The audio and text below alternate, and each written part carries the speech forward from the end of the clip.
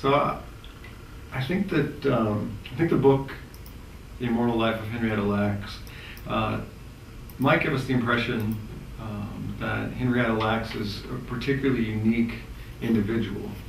Very few people have the opportunity to live on, to live forever, to have their cells reproduced, and I would venture to guess that there's probably no African American woman who lived before 1950 who's had 3 songs made about her in the last 10 years, which says something pretty powerful about her as a person. But what I want to talk about tonight are those features of Henrietta Lacks's life and the social world in which she lived, which are more common or more mundane, so that we can truly understand what life would have been like for her and how we might interpret her uniqueness.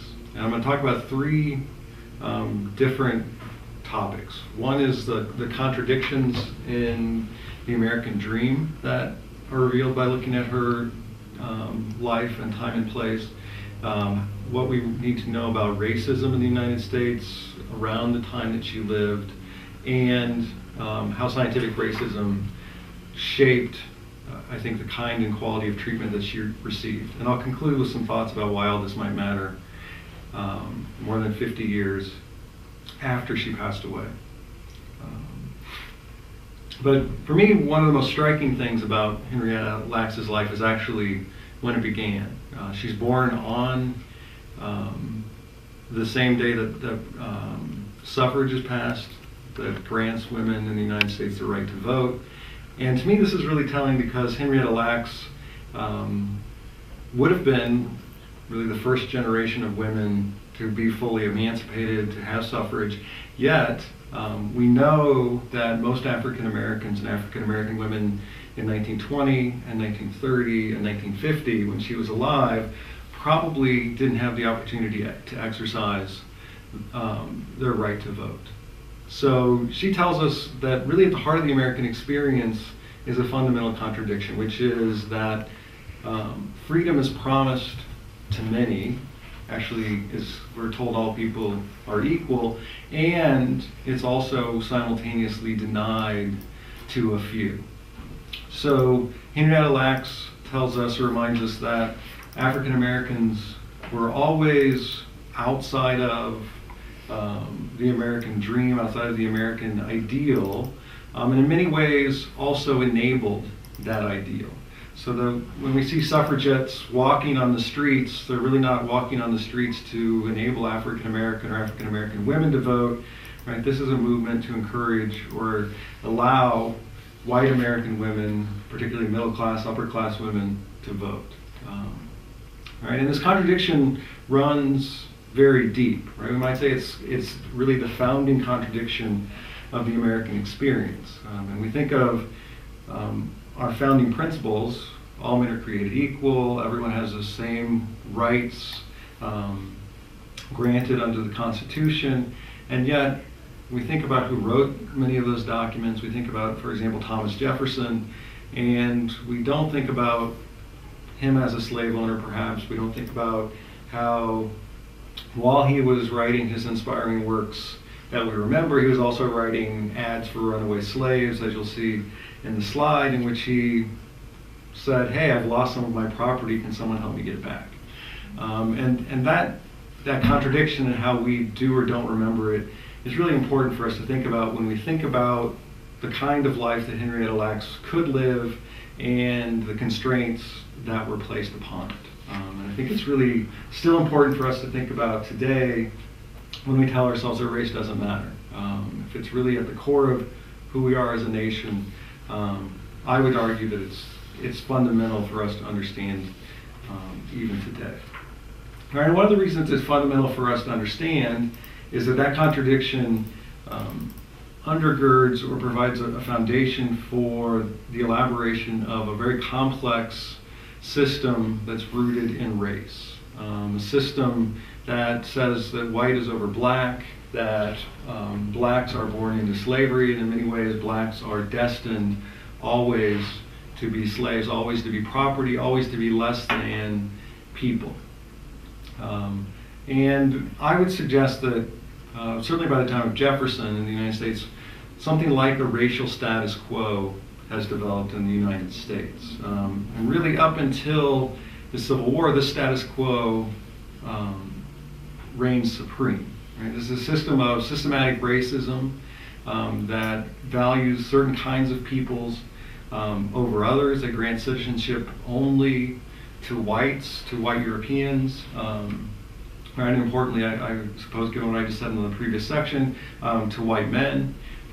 It's a system that encourages a pervasive racial hierarchy, that grants the right to own property, the right to vote, in some states the right to read, the right to go to school, to one set of people and denies it to others. And over time, this system tells everyone who's involved with it that whites are better. It's a system of white supremacy. And it's a system that encourages or depends upon perhaps even race-based slavery for the economic engine to work. At the same time, right, this racial status quo isn't just black and white, it's also a status quo that says Native Americans are outside of the nation, that Native Americans can be dispossessed, Native Americans can be removed against their will. Right, so this is perhaps the idea, or what we think of when we think of race and racism most commonly, is this kind of status quo that develops. And it's important to note that the Civil War offers up a real sort of opportunity, or a real moment in which that status quo comes under assault, right, and is really opened up to a set of challenging questions. And we can see these questions being posed and these challenges being posed in legislation that's passed during and after the Civil War. Right, when President Lincoln issues the Emancipation Proclamation in 1863, right, he's saying race-based slavery should no longer exist. He's saying freedom actually should be something that all Americans, all people who are born within the boundaries of the nation, should enjoy. Right? He goes a step further, Congress goes a step further, passing the 13th Amendment, which actually abolishes slavery, which makes his presidential edict the law of the land. A few years later, after the Civil War, the 14th Amendment actually grants citizenship to African Americans. And then the 15th Amendment extends those protections and the protections of the law to former slaves in the period of Reconstruction. Right? And I would argue that all of these legislative changes represent a really important or profound break in which people are saying, hey, this old system of one group over another, of denying and excluding, that's not working. We would like to imagine a social world and a national culture that's different.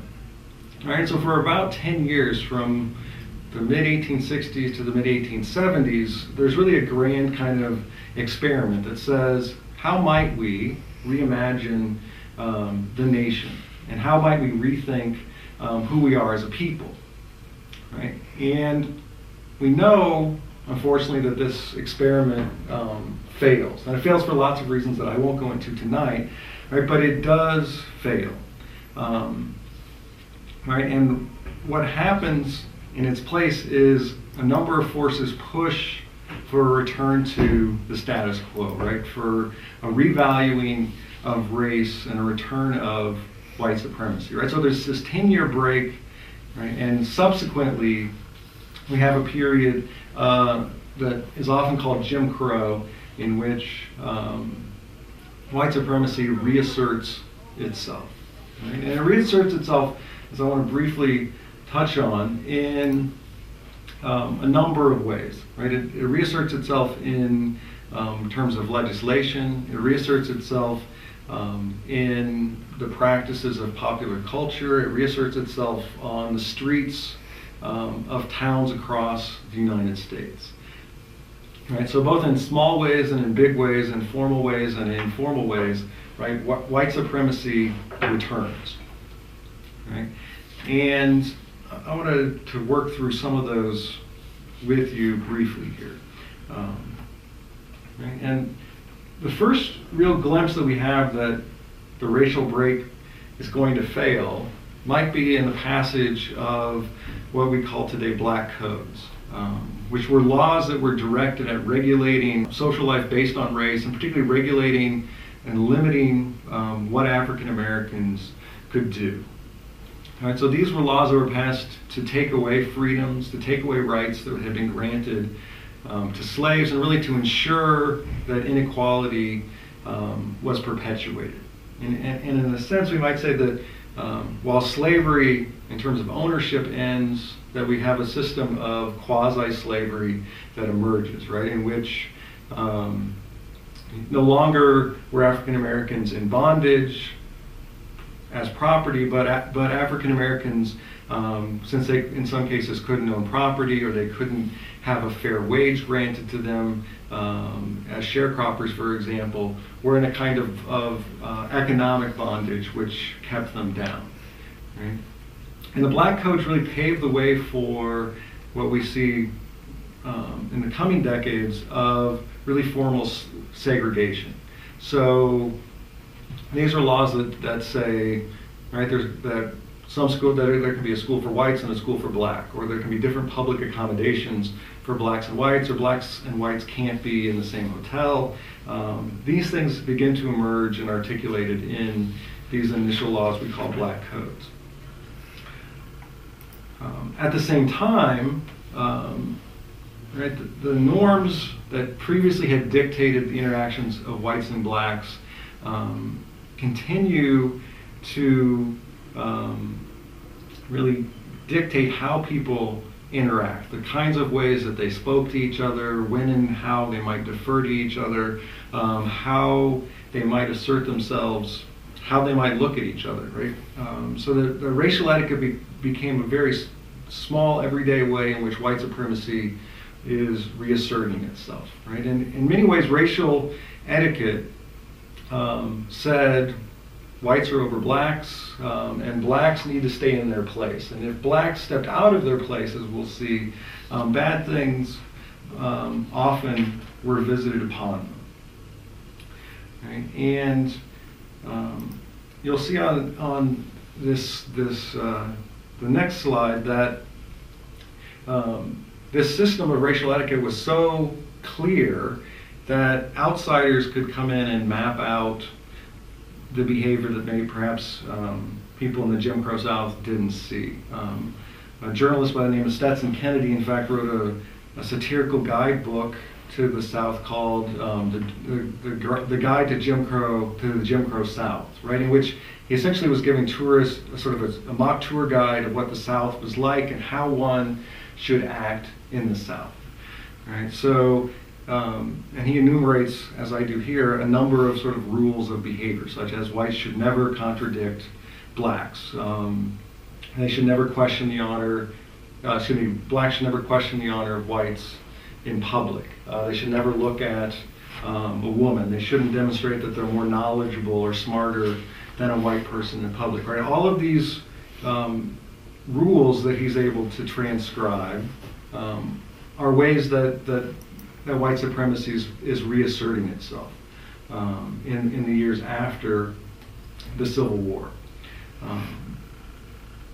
Right, so we have these initial black codes that get passed, we have everyday behavior, and we might think that Northerners who were opposed to slavery, that thought racial inequality was a bad thing, might prevail in the long run and say, hey, that's not good, let's get rid of segregation.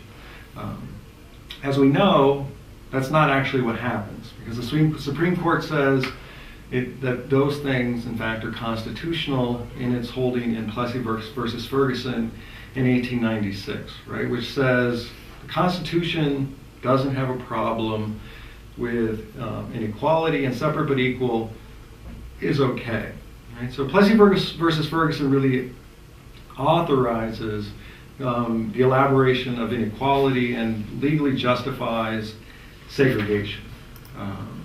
Plessy versus Ferguson was specifically about train cars in which an African American man said, I shouldn't have to sit in this kind of accommodation. I should be allowed to be in the first class cabin if I pay the price. And the Supreme Court said, no, a black car and a white car, both of those are acceptable as long as they are quote unquote equal.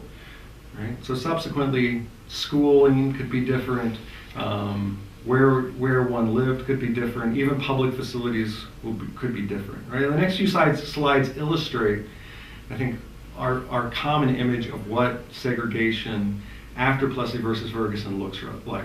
Right? Signs in public that say, for example, we serve only whites, or this is a white-only area. Right? This fountain is for whites, this restroom is for blacks, this waiting area is for a particular race.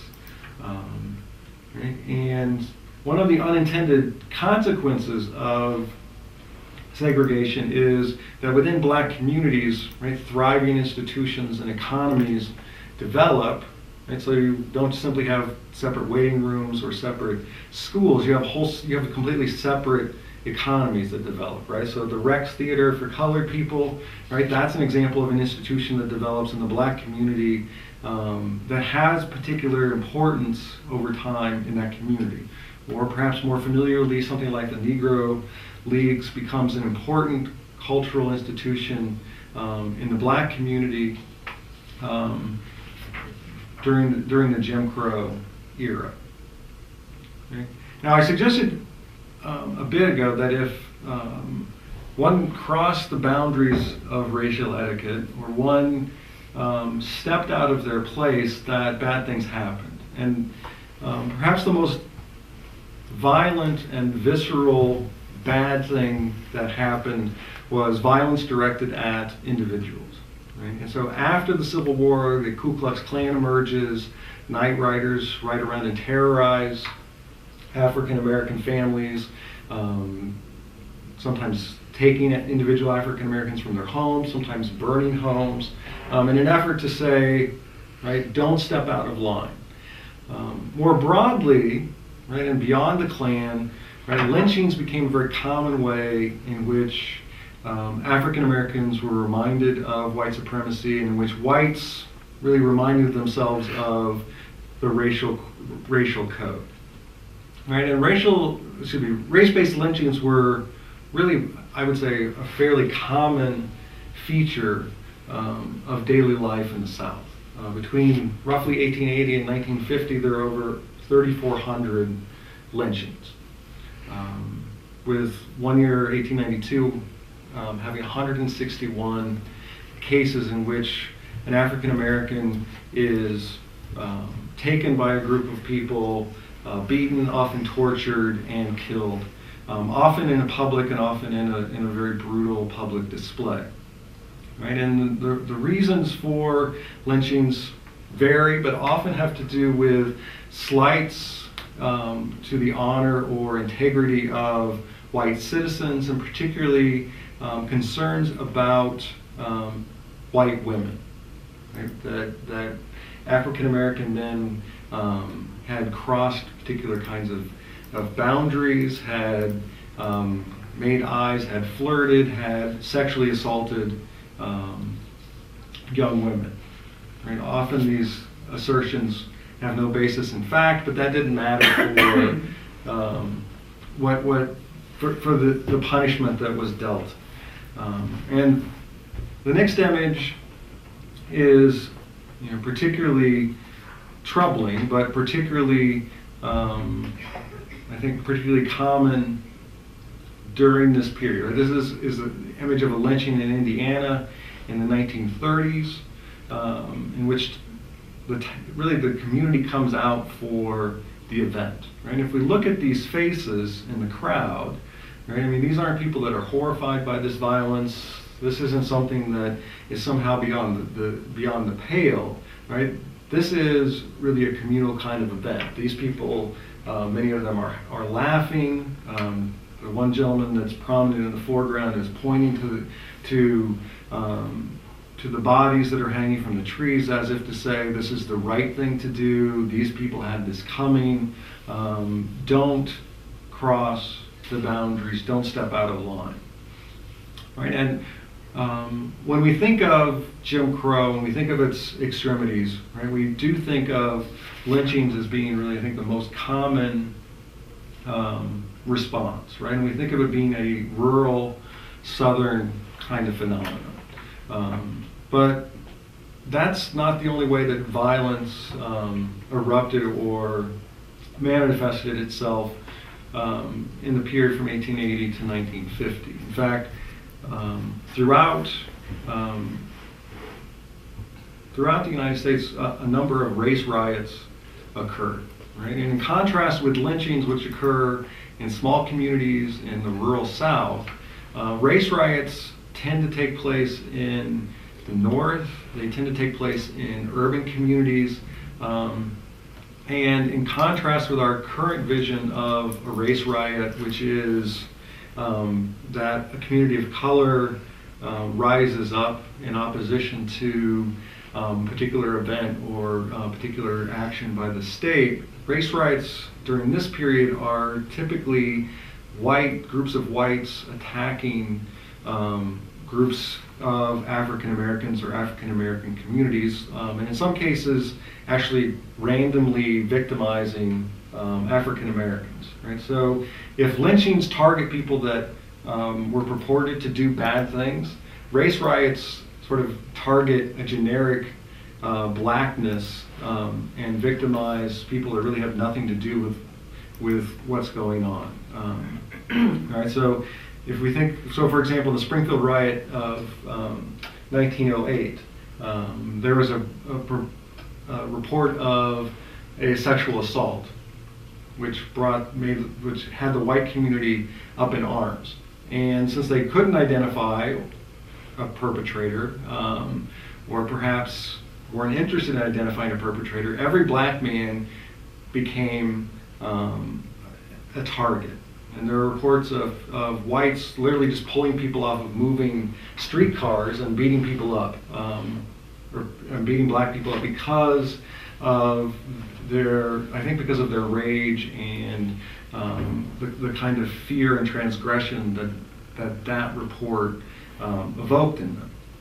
Right? And race riots, not as common as lynchings, right? But we do have years in which more than 25 race riots occur in a calendar year. Right? So that's during that year, that made it almost every other week occurrence by the numbers, right? Which is a pretty startling thing to think about.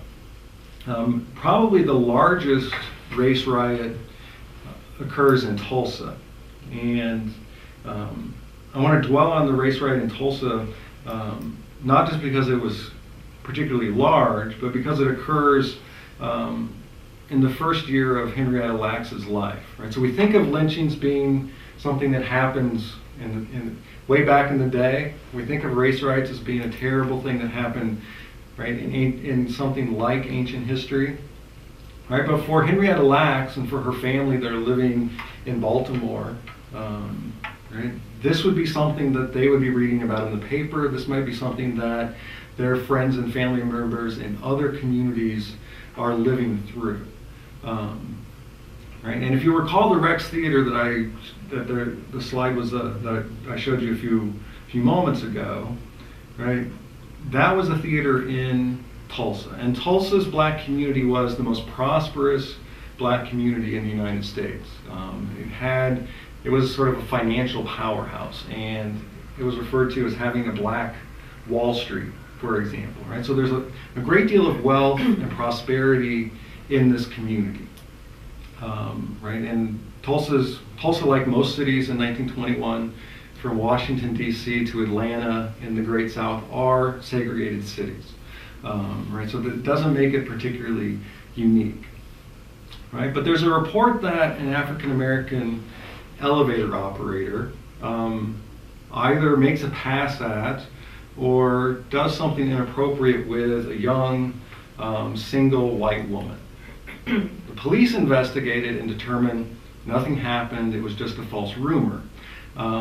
Their reports to the contrary do little to quell the public outrage, and for 2 days, right, from the 31st of May to the 1st of June in 1921, right, groups of white men go into the African American community in Tulsa, which was called Greenwood, and attack people, open fire on groups of people, burn buildings down, right, and cause massive damage and massive loss of life. At least 39 people were killed, although some reports suggest that perhaps several hundred people died. More than 800 people were injured or treated in hospitals, and 10,000 people were left homeless, right, because upwards of 1,200 houses were burnt. And so this is a terribly devastating attack that undermines this community, that kills a large number of people. Right? Why? Because of a report of a racial transgression, a rumor of a crossing of a racial boundary, that was, like most of these reports, false. Right? Now, when we think about race riots and we think about racial boundaries, we might think about the South. We might think about, or be reminded of Tulsa. We might think about this being a white-black issue. Right? But we shouldn't just think about this as a white-black issue. Because in fact, there are a number of riots that occur in the late 19th century on the West Coast. Right? Because while white Southerners are particularly concerned about white-black and the threat of blacks and the need to shore up white supremacy, whites on the West Coast and the Pacific Northwest are concerned about migrants from China and Japan, right? And they're concerned about what we call the yellow peril, right? And this leads to efforts to exclude or remove Asian immigrants from local communities. Right? So the Los Angeles Massacre of 1871 might be the first example of this, right? In which whites go into what is Chinatown, beat up and actually hang a number of immigrants from China as a result. And this initial phase of the Yellow Peril begins to have formal articulation in the Chinese Exclusion Act of 1882, right, in which Americans said, right, we don't want Asian immigrants to be let into the country anymore. Right. Subsequently, in communities like Issaquah, Tacoma, Seattle, right, members of the community and in fact community leaders often marched whatever individuals in Chinatown or Japantown they could find to the docks, and they actually would often force them to leave, or they would go into the communities and loot and burn, as I suggested happened in Tulsa. Right.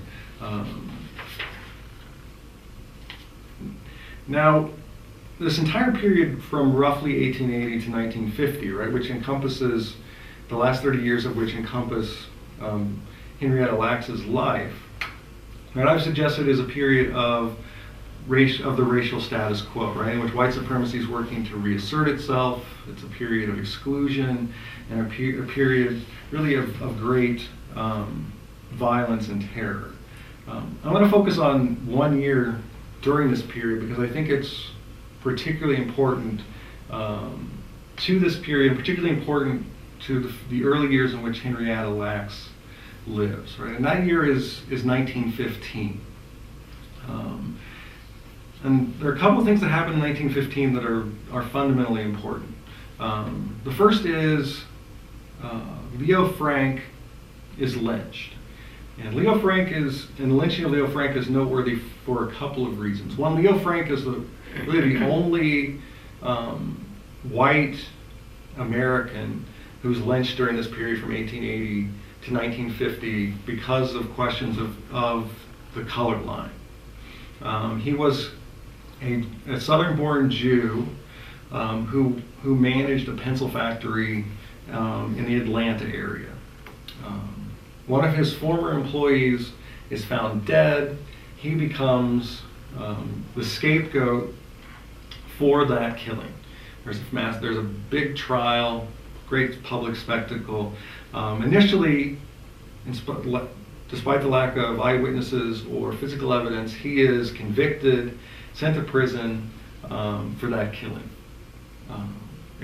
Over time, it's clear that he didn't actually do the crime, or that it's questionable whether that he did the crime, and the governor moves to begin to pardon or stay his sentence. This angers local citizens in the community, and I'm not talking about our image of people that do lynchings, of uneducated, backward rubes.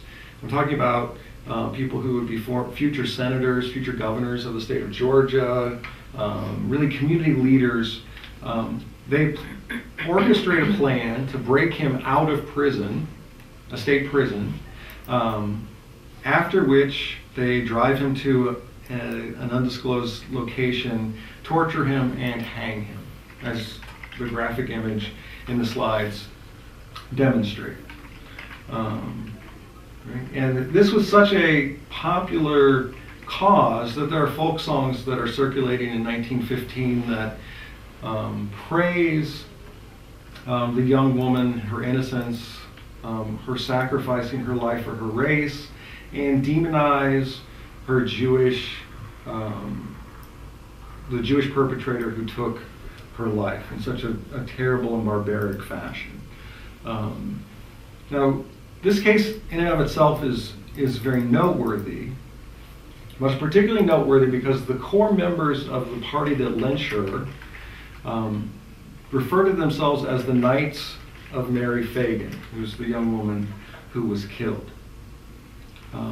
A few months after the lynching, the Ku Klux Klan, the Knights of the Ku Klux Klan, are reborn outside of Atlanta, and the core members of that group are the Knights of Mary Fagan.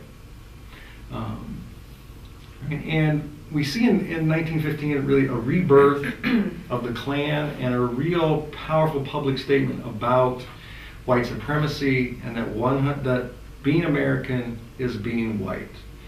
Right? And this is really the context into which Henrietta Lacks is born, right? Is the context in which whiteness and Americanness are parallel, in which African Americans are being excluded. And this isn't, I don't want you to think of the Klan as being a marginal group in 1915.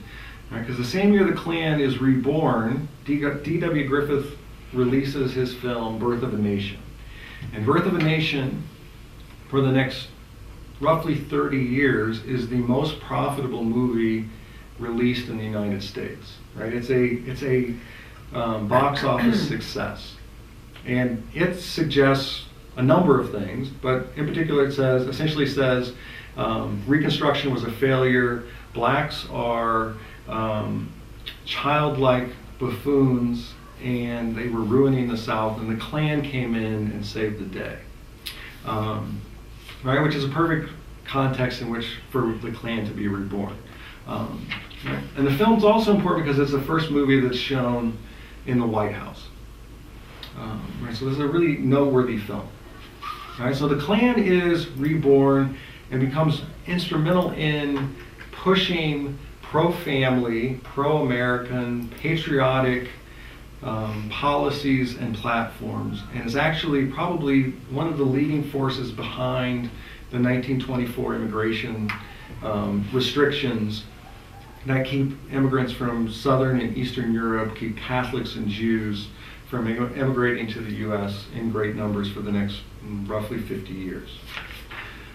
Right? Again, we think of the Klan being a Southern thing, but I want to just briefly dispel us of that idea. The Klan is it's really popular throughout the United States, right?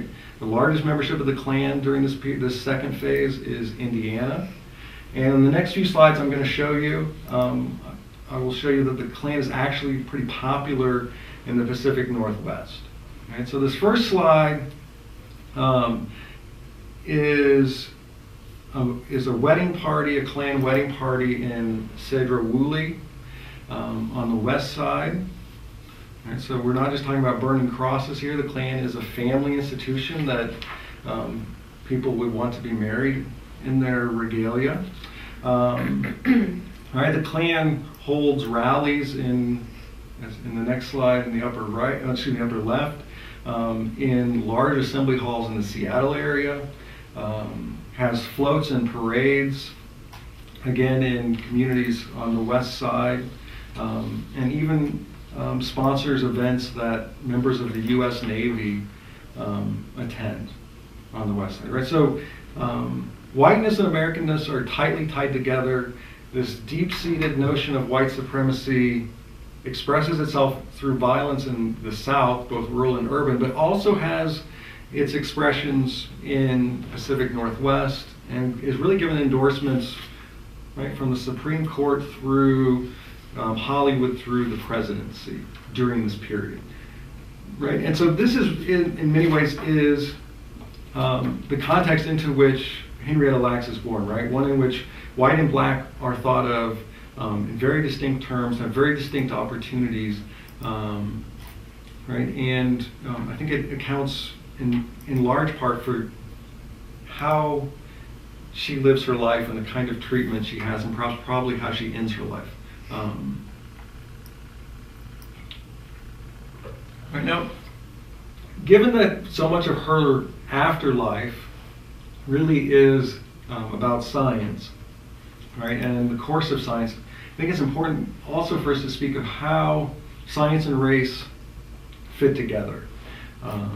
Because really, for most of the 19th century, up to about 1950, science and racism were very good partners. In fact, much scientific work on human variation and human diversity was directed at determining an order or a ranking to racial groups, to what made groups distinct, and how and why it was that non-whites were not as smart, not as successful, not as capable as whites were. Right? And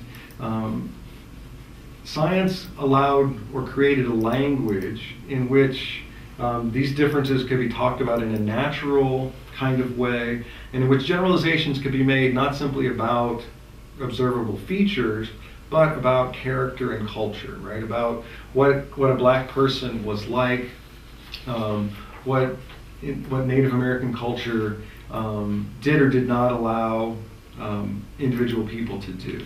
Right? So race and culture, biology and psychology were deeply entwined, and we should be very happy that scientific racism's receded, but one of its central legacies is it really has provided us a common language or a common way to think about difference, right? It's how most of us, when we walk down the street, appraise people, right? We put them into categories, and often by putting them into categories, we then make other kinds of assumptions about what they're going to do, who they are, and what they're like.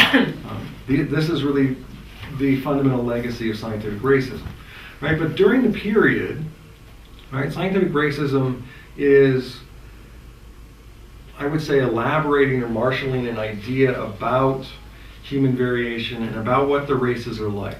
Right? So it's, in a way, it's sort of collecting and mapping data so that it can make arguments that it already knows the conclusions to, right? It already knows that whites are superior at the top of the evolutionary ladder, shall we say, further from nature, right? And it begins to fill in the gaps for this story, right? And so some of the ways it does this, right, as some of these illustrations demonstrate, right, is by looking at skulls, the capacity of skulls, the shape of skulls, the angles of bones, right, and making particular kinds of conclusions, right? So to take just the one example on the left under the comparison slide, right? Here you have a skull of a white man that's associated, right? What's it linked up to here? It's a Greek statue of a Greek god, right? As if that's the typical white person, right? Whereas the slide in the middle is an African skull, whatever that would be, since it's a large continent,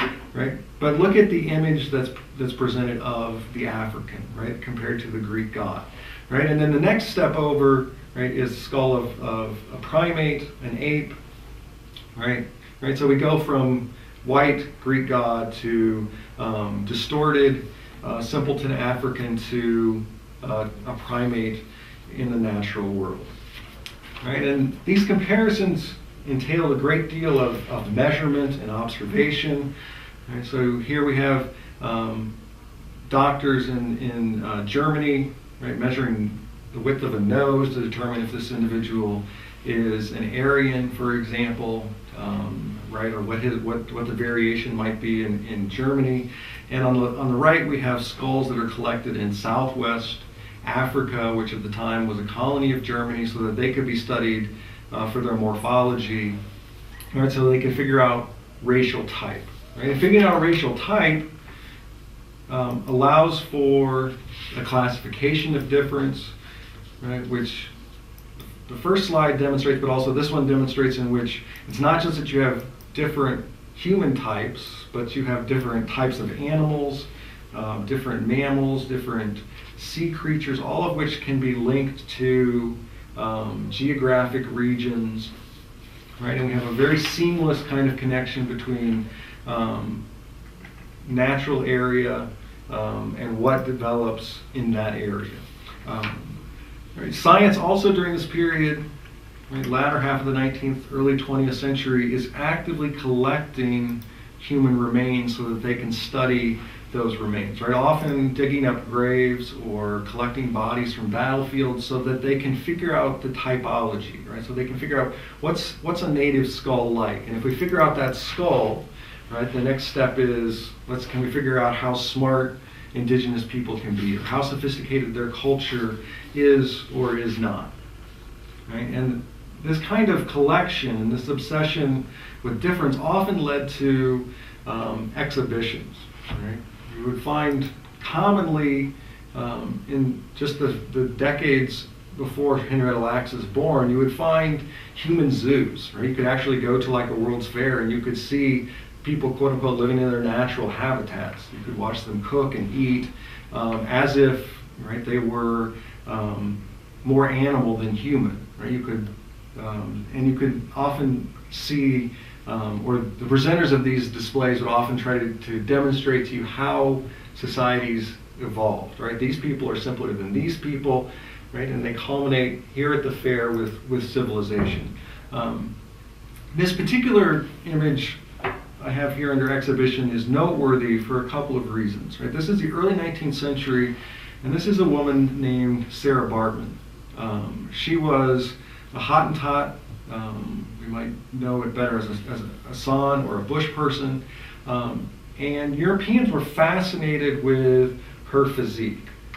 And she was displayed in Paris and London, and the educated elite classes paid good money to come out and see her, and to see her displayed naked, right? And they walked around, they touched her, they talked about her body, they talked about her differences, right? Something that, of course, would not happen to the average white person, and particularly not a fine, upstanding white woman from London or Paris in these days, right? So one of the important features of scientific racism is how it opens up particular bodies to be seen, what kinds of questions can be asked about bodies, and what kind of capacities are associated with bodies, right? So, for example, Africans and African Americans are thought to have a higher threshold for pain, to have different diseases that they're susceptible to. Right? All of these kinds of features will play into the treatment that Henrietta Lacks does or doesn't receive. Right? Now, what's important about scientific racism is really not just that people thought races are different or thought some people are more superior to others, but that scientific racism provides a natural language, right? It naturalizes those differences. Right? And I provide you both some humorous examples and some perhaps disturbing examples of this process of naturalization. Right? And the first is an image from an election before really close to the Civil War, right, that articulates who the different parties are for, right? And in this case, right, the inversion is noteworthy, right? It says the Democratic platform is for whites, and you have this fine, upstanding white man, whereas the Republican platform is for the Negro, and you have this buffoonish, exaggerated figure, right? And if we think about whose platform is supposed to be for what today, things have flipped in a very interesting kind of fashion, right? Or if we think about the associations that the next slide demonstrates, right? And we go back and we think about the comparisons I showed you previously, right? In which blackness is associated with apes, right? This scientific language slips into popular culture, right? So that King Kong is, right, a threat, this brutish figure that, right, what's he threatening, what's he after? He's after white women. Or we look on the right side of this image, right, we see LeBron James, right, being very aggressive, animalistic in this image, and right, has a white model on his arm, right, not unlike the King Kong image on the left, right? So that even today, these kinds of naturalized differences and associations have really filtered into our everyday ways of thinking about race.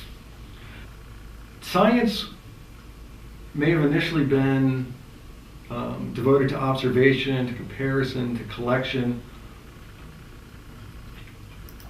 Eventually, scientific racism encourages a whole series of experiments, right, in which,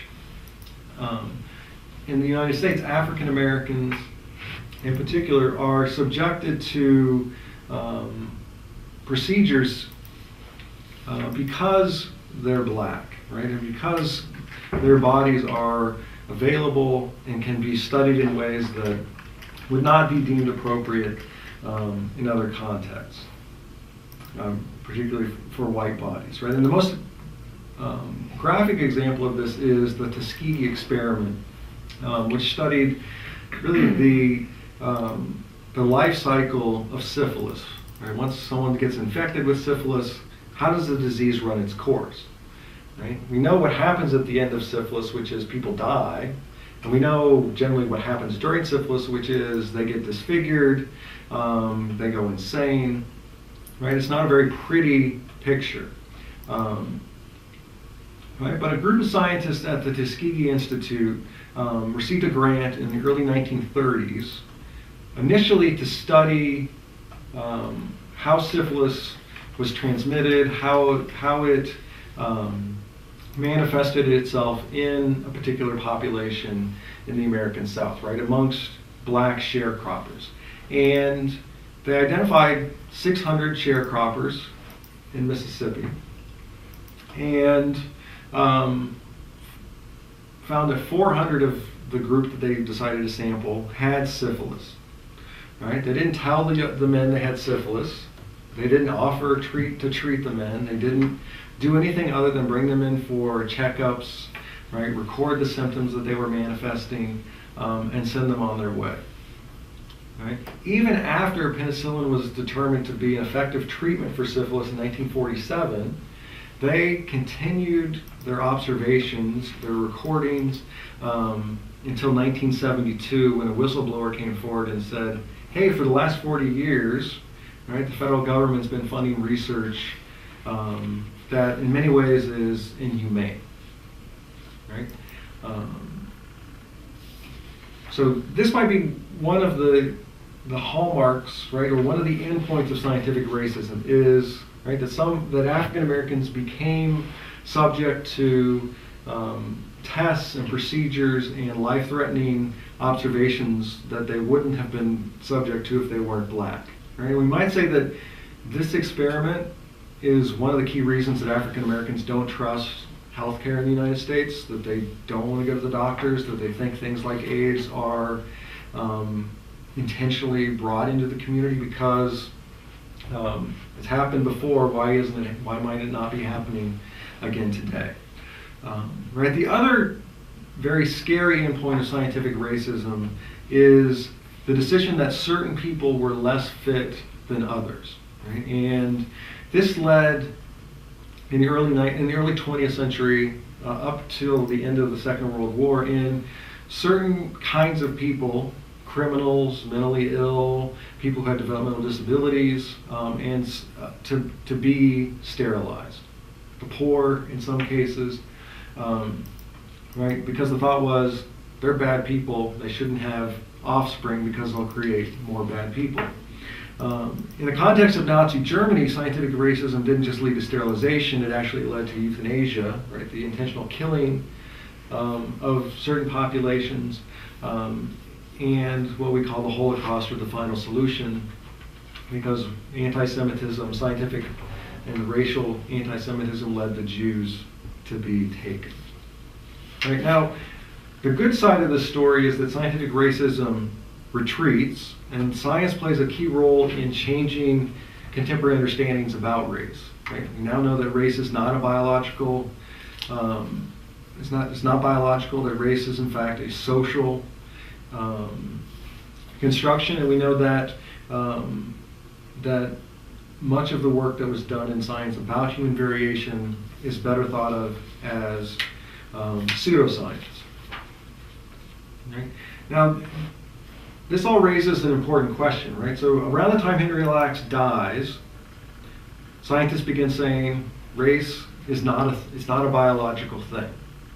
And we've had the Civil Rights Acts, the Voting Rights Acts, a variety of features in the 1960s that were directed at